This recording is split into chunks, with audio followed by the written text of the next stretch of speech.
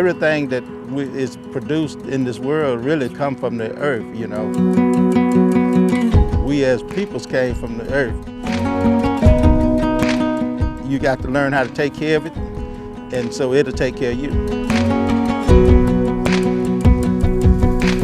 Conservation districts are important because they're the voice of the agriculture community.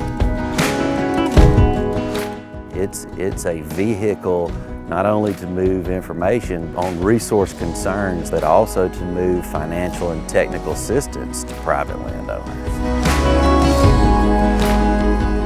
Ted Miller here on this dairy farm. This was an existing cropland. Marty's doing several things. He's limited his disturbance by going no-till. Mr. Harper's the second generation. Ashley will make the fourth. They have a row crop operation here, as well as Ashley has a small vegetable operation. There are many reasons that local cooling farms is able to do what they're doing. Mr. Jade and his daughter are preparing to put in their winter grazing forages. Mr. David Daigle is an angel.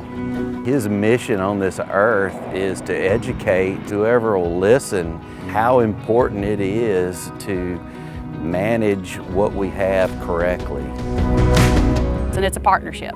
They're improving their ground and we're cost sharing with them to get a conservation practice out there. It's a win-win for both sides.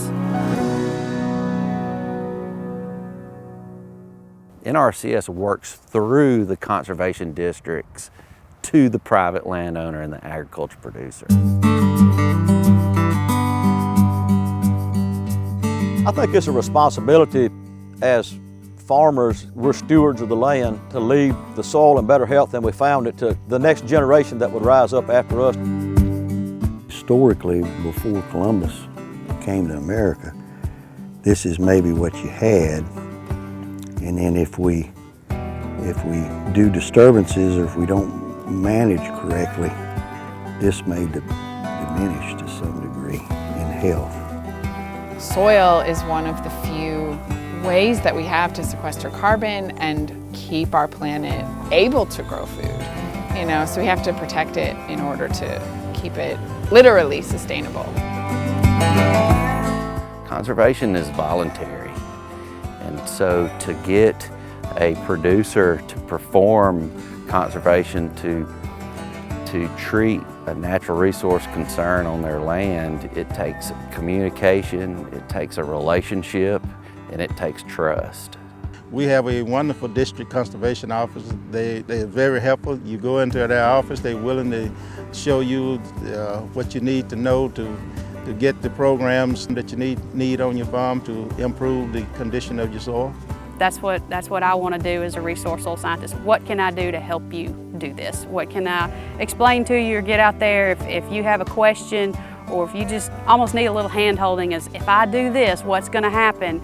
Can you show me how this is going to go? It's not a one-year fix. This is something that takes place over time, but I can tell that our soils are getting better and better every year. And we've seen over time our forage quality and our stands have improved greatly from where they were originally. We don't overuse the system, we don't abuse the system. We just work with nature rather than against it, or we work with nature and what nature provides. Because if we're going to sustain agriculture production, if we're going to continue to improve soil health, we need our partners, our conservation districts, boots on the ground, informing our citizens and pushing financial and technical assistance. So it makes me excited to see that we're healing this ground and we're still being productive and producing food for the U.S. doing it.